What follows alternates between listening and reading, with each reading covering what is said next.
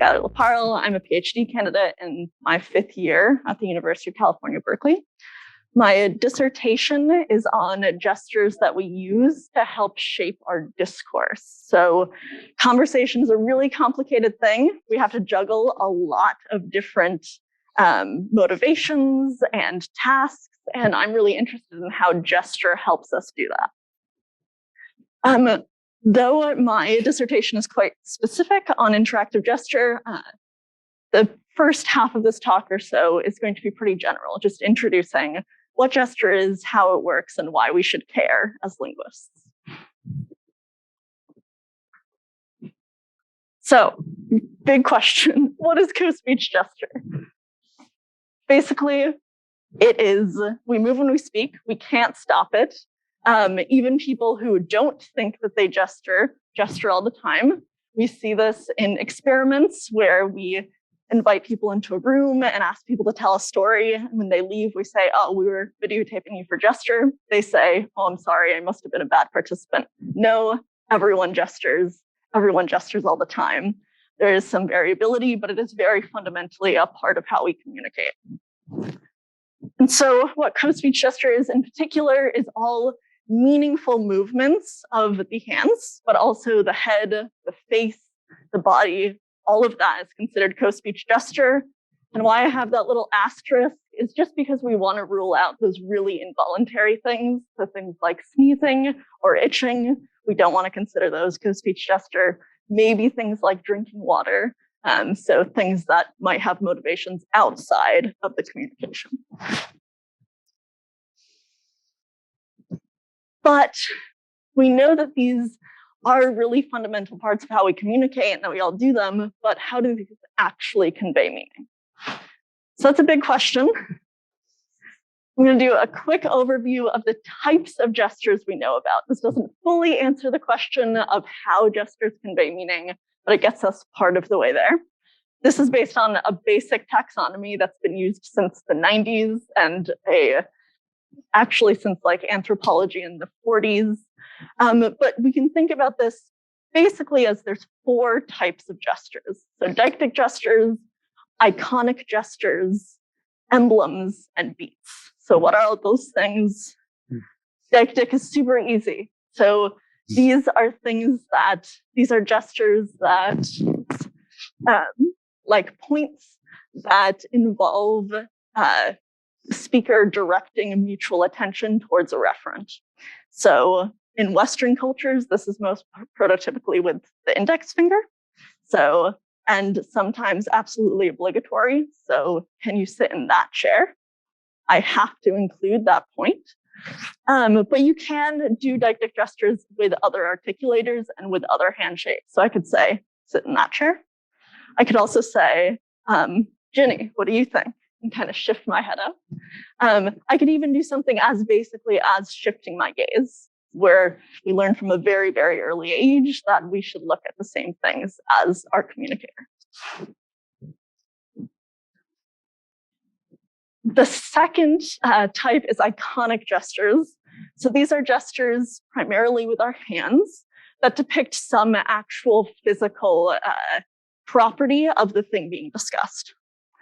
So this is a pretty elaborate pantomime that Paul Rudd is doing, where he's talking about making a fake ID and is talking about using whiteout. And so actually doing the gestures that you would be doing if you were doing this activity and then holding up this kind of virtual card and then doing a deictic gesture to that virtual card. We also do iconic gestures that are metaphoric. So these also seem to depict some kind of physical property, even when we're not actually talking about something that is physical and actually has those observable properties. So something like change. So here, John Mulaney is saying you can just change all of it. So this gesture, this cancel gesture, we can think about it as sweeping a surface clean, right? So we're moving things off of this flat surface. John Mulaney isn't talking about doing that, but we are like conceptualizing change as restarting, starting with a clear surface in front of us. We also have emblems. So these are, you can think about these as the gestural correlate of words. So these are culturally specific, often arbitrary, and they're just these little movements that really convey a very specific meaning or have a very specific form, and have to be learned in the speech community. So here you see air quotes.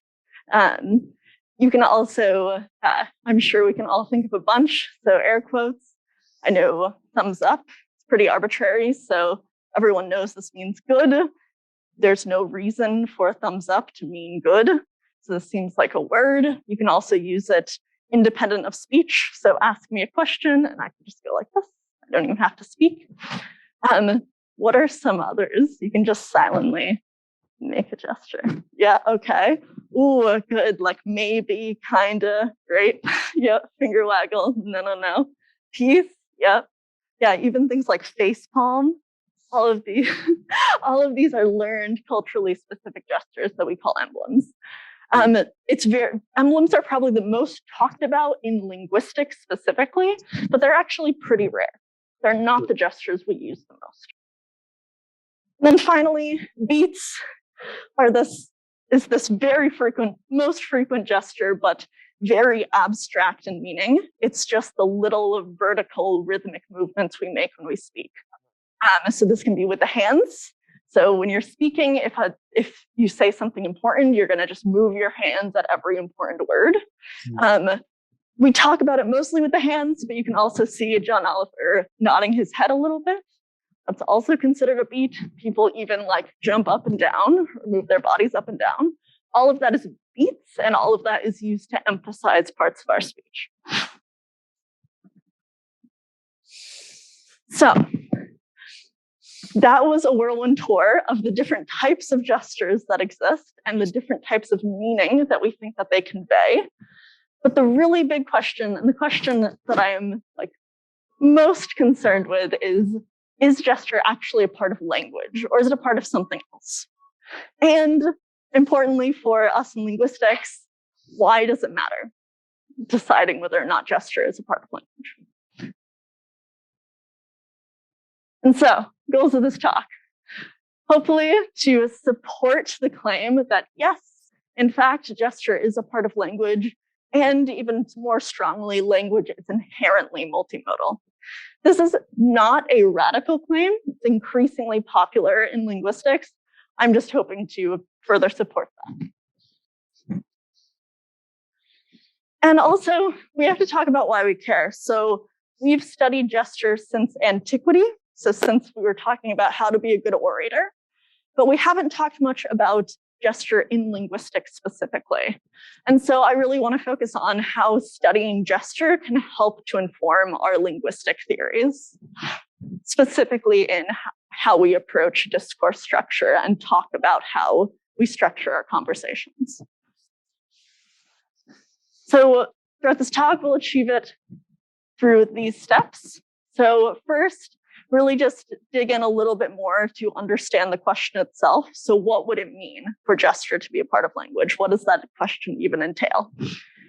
Then we'll focus on interactive gestures. So this is a class of gestures that have to do with the social interaction itself rather than semantic information being conveyed in the speech.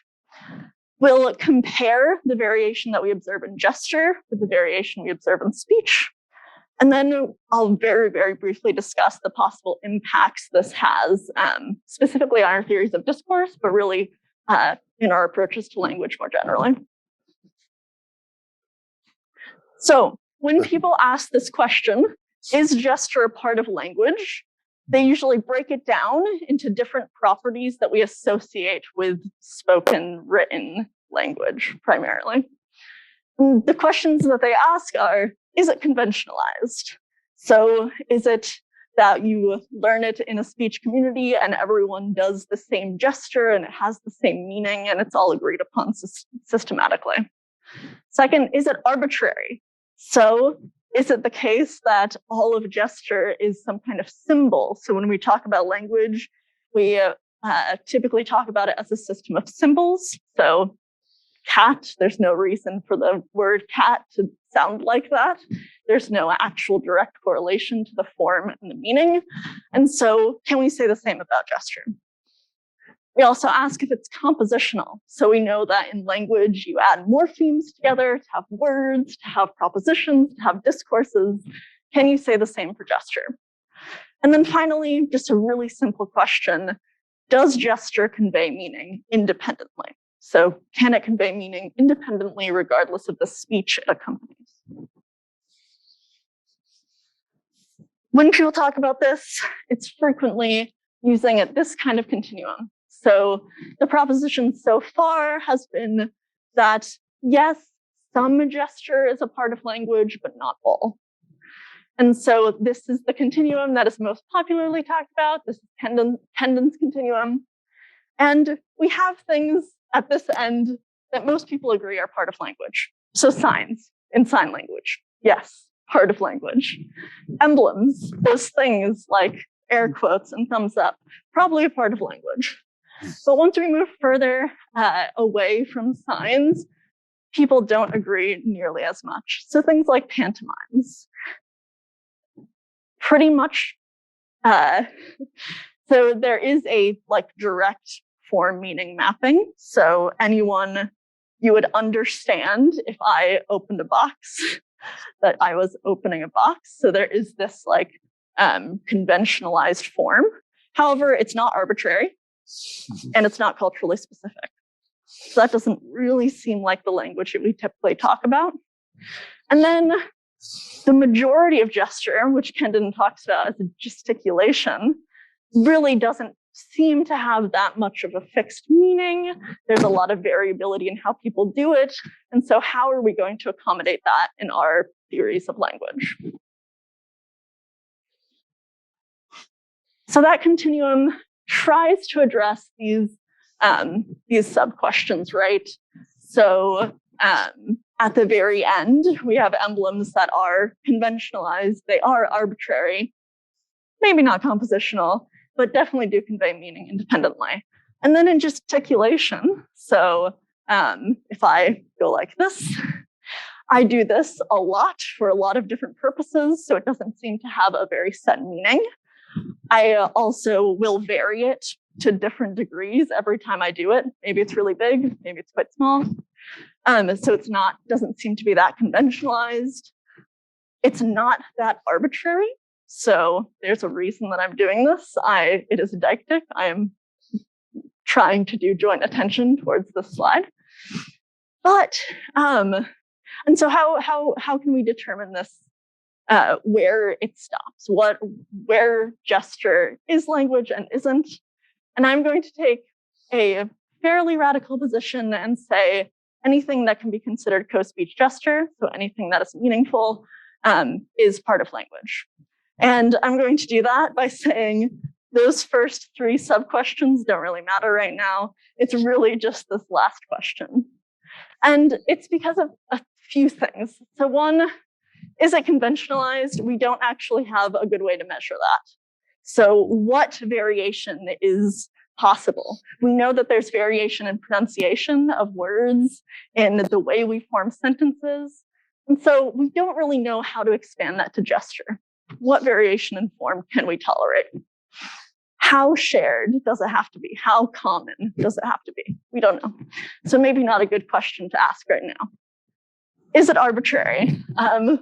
I hold the position that might be a hot take, and I'd love to talk about it later, but that the claim that language has to be arbitrary is in itself quite arbitrary. So maybe not a great question to ask. Is it compositional? We don't actually have a good theory to measure the compositionality of gesture. That's because gestures has this really cool property that it can do multiple things at once. So I have many articulators. I can convey a lot of things at the same time. Whereas in speech, you're really temporally bound. You can only pronounce one morpheme at a time. And so we don't actually have a good way to understand the compositionality of gesture yet. And so as of now, I think this is the question we should really be focusing on. Okay, so a little experiment. If we are focusing on just whether gesture conveys meaning, then potentially we should be able to come up with some interpretation, no matter how vague, by just looking at gesture. So this is a quick little experiment. So we're focusing on Rachel Weiss's gesture. She goes like this, looks away, leans away. Any intuitions about what she might be saying? Forget about it. Yeah. Okay. Get out of here. Yeah. Awesome.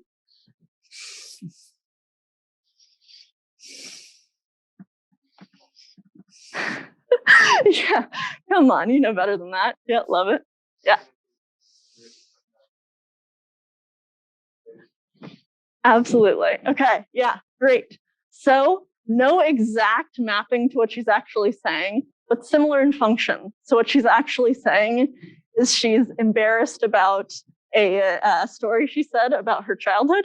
And so she goes, anyway, I don't want to talk about that. Like, let's move on. Okay, second one, LL Cool J, great gesture. So we're focusing on the first two. So this and this.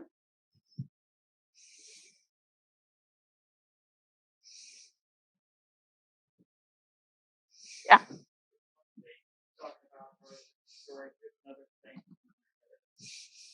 Okay, cool. Anything else? Yeah. On the other hand, awesome. Yeah. So very close, either or, the same function. But yeah, exactly. So some kind of contrast relation. And last one, this is the trickiest. So there are two gestures here. This one that Eddie Redmayne is doing.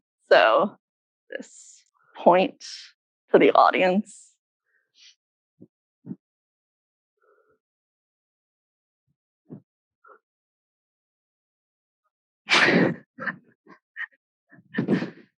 Yeah, no, and I was like, yeah, this one's the trickiest. Yeah. Like you're on one point, you want to emphasize it further. So like this is the point when you stop it and you're talking about it more. Yeah. Okay. Amazing. Yes. And then before we look at the transcript, what about the second gesture that Stephen Colbert does? So yeah, no, I don't see that at all. No. Perfect. Yeah. So Eddie Redmayne is saying, by the way, and adding this additional point that might be surprising based on what he had said prior. And Stephen Colbert is saying, no, don't do any spoilers. Don't do that. Okay. So based on our little experiment, we have a very little evidence for what I'm calling the gesture independence hypothesis. As I said, I am not the first one or the only one to support this. I just haven't found a good name for it. There's no name in the literature, so I'm giving it a name. So this hypothesis is that if gesture conveys meaning independent of, but in concert with, accompanying speech, then it is a part of language. There are two questions we can ask, two research questions we can ask to look at this and to explore this hypothesis. One is, does it actually change the truth conditions? So does it actually add information to the sentence that we assess for their truth? There's really cool work on that, including Schuyler and also Kendon. I'm not going to talk about that today. The other way we can research it is, does a gesture convey implicit meaning or implicit structure that isn't necessarily expressed in speech? Very conveniently, there are two classes of gesture that correspond to those exact questions. So first, there are content gestures. These gestures relate to the actual semantic information. So this is Helena Bonham, a English actor, and she's gesturing to height. So she's saying she was tiny. And this is probably partially redundant with the speech. So tiny denotes some kind of small size. And where she's holding her hand is also reiterating that, but might be giving more information. She's this tiny. Right? The other class is interactive gesture, and this relates to the social interaction rather than affecting any kind of truth conditional information. Why I'm focusing us on this is that it is very often not redundant at all. It doesn't have clear correlation with the accompanying speech, and usually at best it's partially redundant. So it's a really good way to look at whether or not it's conveying meaning by itself. Also, it is addressee dependent. So people don't do these gestures when they don't have a face-to-face addressee. People do content gestures kind of regardless. You know this, if you're talking on the phone, you walk around, you still gesture, but you're probably not doing interactive gestures. So this is the class of gestures that I focus on in my research, and I'll focus on for the rest of today.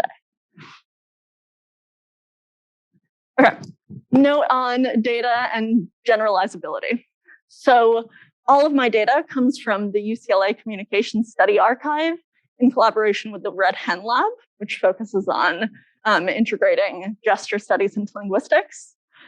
Data is collected specifically from talk shows with interviews. So this includes both scripted monologues and semi-scripted interviews between the host and a guest. Specifically, I look at Stephen Colbert, The Daily Show with Trevor Noah, and Ellen.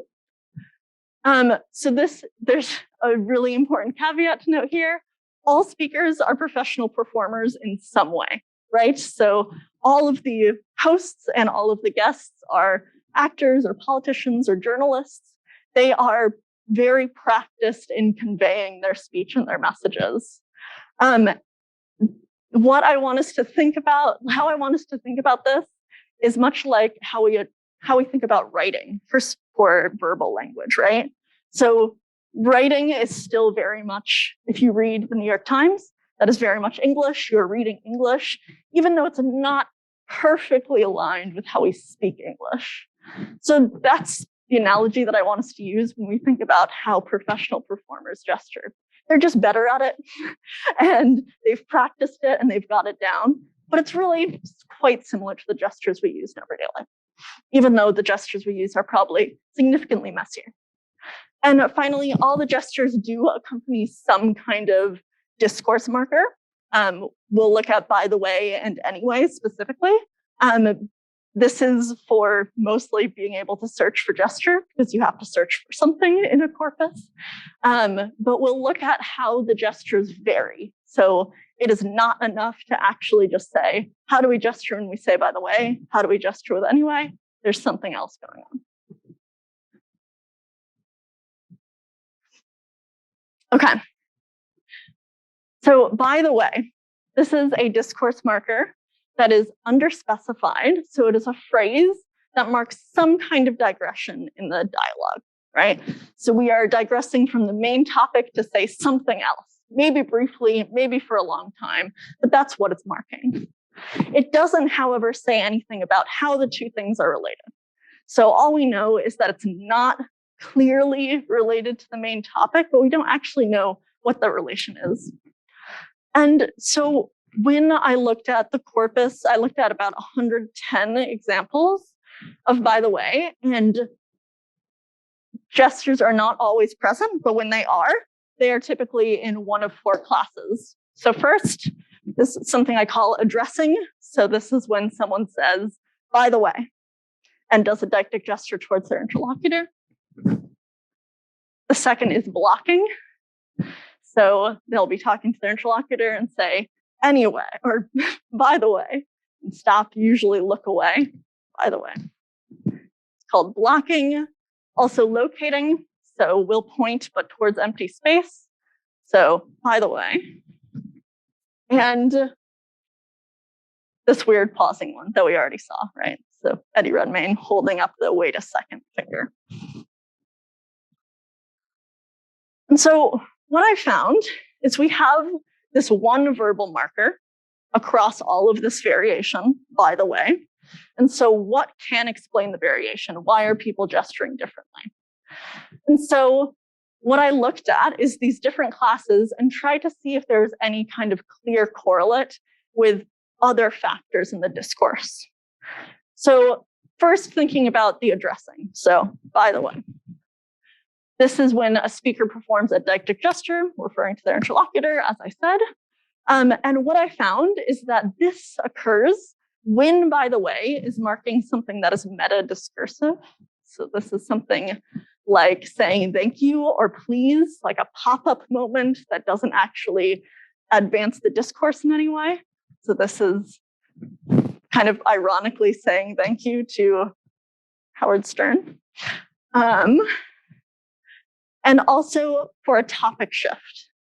So every once in a while, by the way, not only marks a digression, it marks a completely shift in topic. So by the way, let's talk about this other thing. So here, Stephen Colbert was joking with Tom York about attending a party from the Queen, and he wanted to shift the topic to talking about whether Tom York wants to be knighted, and used by the way in this addressing gesture to do so.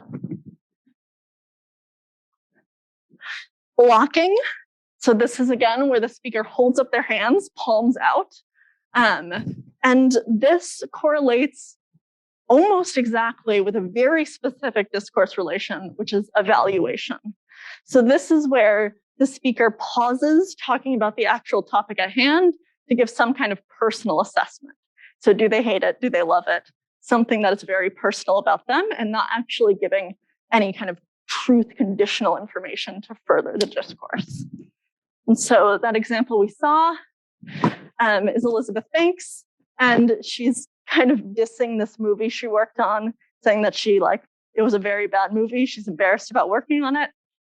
By the way, stops, holds up this blocking gesture and says, the set was one of the greatest sets I've worked on. The other two are a little bit more vague. So the locating gesture, so when we point to some place in space, is used kind of in this really general relation. So just when you're adding information about the topic. So you're not actually furthering the discourse. You're not helping us reach some kind of discourse goal, but you're adding some information about what you just said. So this, for example, is Susan Rice, who is a diplomat, was talking about giving some kind of diplomat directions, and she wanted to specify that it was her that made the decision, not Barack Obama. So this is just a kind of clarification, and she did this by pointing to the side. So not at anything particular, just this abstract pointing space. The final one, so pausing, that Eddie Redmayne one, is also just used for that very general relation. So just adding some additional information about what you just said. So we saw this earlier, that Eddie Redmayne uses this to clarify that the actor wasn't actually harmed, even though they did a very dangerous scene. So the takeaways from this. So we have both functional variation of by the way, so it's used in different discourse contexts because the digression is related to what was said before in different ways. And so we have functional variation that isn't actually captured by the way. We say the same thing, we say it in the same way, even though we're using it in different contexts. But there is a gestural variation. So even though we have the same phrase, we do use different gestures. And this correlates somewhat imperfectly because some of the gestures are quite vague to particular relationships between the main topic and the digression. This is particularly true for the blocking gesture, which marks some kind of evaluation, and the addressing gesture, which really is about the meta-discursive and the topic shifts. And so the takeaway from that is that because the gesture variation seems to correlate with the discourse structure, rather than just that we're saying by the way, this serves as some evidence that the gesture is conveying information independently from the actual words we're saying. Okay. Now, shifting to anyway. So anyway is a multifunctional discourse marker. So by the way is underspecified. We use it in a bunch of different contexts. Anyway, on the other hand, is multifunctional because it does two things at once. So it marks that we are dismissing a topic and that we're about to introduce a new topic. What's really interesting is that the gesture reflects these two functions, but does it separately. And so we see that we see four basic behaviors when we look at the interview corpus. First, we see things that I call removal. So these are hand gestures like this, away from your body and away from your interlocutor. We also see things that I call breaking and distancing. So when we talk, we generally keep what is called a speaker-hearer line. So I generally face my interlocutors and often look at them, though as a speaker, I look around a lot. And so what breaking is breaking that line in some way. So maybe looking down, turning your head away, even turning your body away. And distancing is actually just moving away from your interlocutor. So you could still be facing them, but you're moving away. Those are used for the dismissal function. For the introduction function, so when you're actually introducing the new topic, we see two different behaviors. We see presenting, which are hand gestures, where you raise your hands towards your interlocutor as if presenting an object for you both to talk about. And what I call focusing, which is just reestablishing that speaker-hearer line. So turning back and looking at your interlocutor again. And so what we see is that these different behaviors, although they all occur with anyway, very clearly only address one of the two functions that anyway is performing. And so for dismissal, this is actually a really great clip that we saw earlier because she is doing all of the types of dismissal. So she is removing a metaphoric object from the space by flicking it away. She is also breaking the speaker-hearer line by looking away from Stephen Colbert. And she is vaguely distancing, so that moving her head away. This is specifically used, I'll talk about that in a second, specifically used, though, to just do the dismissal. With the introduction, you see Lin-Manuel Miranda, again, raising his hands towards Stephen Colbert to present the new topic. He does this as he says anyway. Note that she does this flicking gesture as she says anyway. So both of these are exactly aligned with the same discourse marker, but seem to be doing opposite things. And so how does this work? What we see when we actually look at the larger discourse structure, larger discourse structure points is that people so we have dismissal and introduction, and speakers either do one or the other or both. If they do both, they always do dismissal and then introduction. That seems logical. They also do sometimes they don't gesture at all. That's not very interesting to us. When they do both, it's very typically in the form of a separate prosodic unit. So here we see Kathy Griffin, who is a comedian, is making fun of Stephen Colbert. So she sold out Carnegie Hall 5 times. Stephen Colbert never did. She then pauses and says anyway, leaning away and looking away from Stephen Colbert. So this is the dismissal. And then when she starts the next part of the dialogue, so after anyway, she returns to Stephen Colbert and raises her hands in that presentational gesture. So here she's doing both types of gesture. When you only do introduction, it's typically when anyway is not an independent prosodic unit. So here we see, what is his name? Bridges. He's great. Jeff Bridges. Yeah, great. So he does something embarrassing. He then laughs, pauses, and then goes, anyway, the guy in charge doesn't actually have a separate prosodic unit, doesn't really take a breath. And what we see is that he only does an introduction gesture. So he doesn't actually do any of the dismissal gestures. And you'll note that he's already kind of disengaged prior to the anyway, right? He's already embarrassed, already looking away. And so when he says anyway, it's really just to introduce the new topic.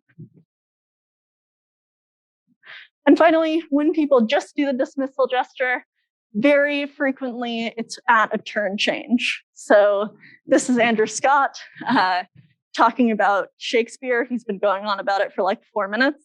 He's embarrassed. He says, anyway, I'll stop talking about Shakespeare, and then just sits down and waits for Stephen Colbert to talk. And so this combination of gestures, so just dismissal, not introduction, seems to correlate with a very specific turn structure. So the speaker is ceding a turn, letting the other person talk. And so this looks pretty similar to, by the way, we have pretty similar takeaways. So in this case, the discourse marker anyway is multifunctional. It's doing 2 things, but we see that the gesture variation really breaks those apart and only expresses one of them at a time. And so the takeaway here is that, again, because the gesture correlates with the discourse structure and the discourse function and divides the functionality of this phrase into separate gestures, this again serves as evidence that the gesture is conveying some information independently of the discourse marker itself. I think I'm very close to on time. So, concluding remarks. So what does this mean for the theories of discourse? Why do we care? Well, at the moment, we don't really have a comprehensive theory of discourse structure. So as I said, conversation, super complicated. We have to account for so much. We have some really good theories. These are the 2 that I work with. So rhetorical structure theory talks about how different utterances are related to each other. So how I say one sentence and why I say the next sentence. It's really good at assessing those relations. However, it's designed specifically for written language, really bad at accommodating the messiness and the kind of asides that happen in real life discourse.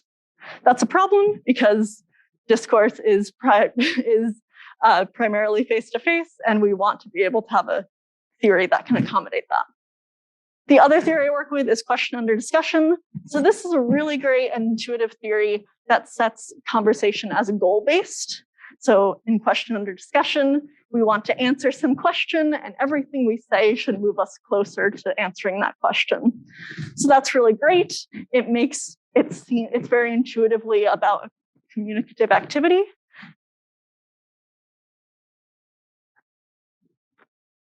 However, it's not particularly good at assessing the strategies in a non-circular way. So yes, we know that we say one thing after another and that everything should move us towards that question, towards that answer, but it's not really good at saying why we say one thing before we say another thing. And so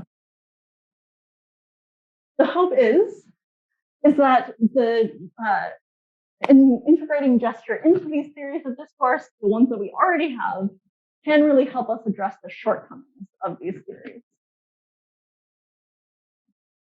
And so, because we have evidence that gestures express discourse relations, so remember with by the way, it changed depending on what the relationship was between the 2 utterances. So because gestures express discourse relations, we may be able to identify them in speech for a rhetorical structure theory that really depends on written language.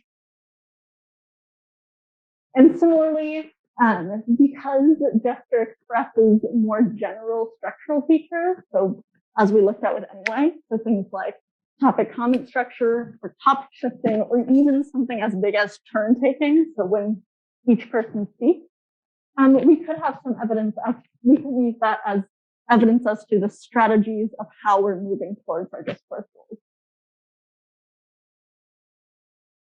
And then just ending on the even bigger question that we started with. So what does this actually mean for linguistics and our theories of language? So in order to integrate gesture into our theories, we may have to rethink a lot of what we consider to be language. So first, we might have to move our focus away from arbitrariness and really just embrace this iconicity. It's okay that gestures are iconic and that they depict something that you can observe in the world. It doesn't mean that they're not language. Also, we'll have to expand our understanding of compositional meaning. As I said at the beginning, we don't have a way to do this in gesture. So this is a really exciting place for expansion. And finally, we have to accept the variation messiness while maintaining the systematicity. So we have to figure out how to say, okay, it's okay that I make a similar gesture in pretty different ways. It's okay that there's this variation, but we have to figure out how to balance accepting that variation with maintaining a system of language. So with that, thank you very much. And a special thanks to my incredible undergrad research assistants who combed through data for me. It's very much appreciated. And thank you for having me here.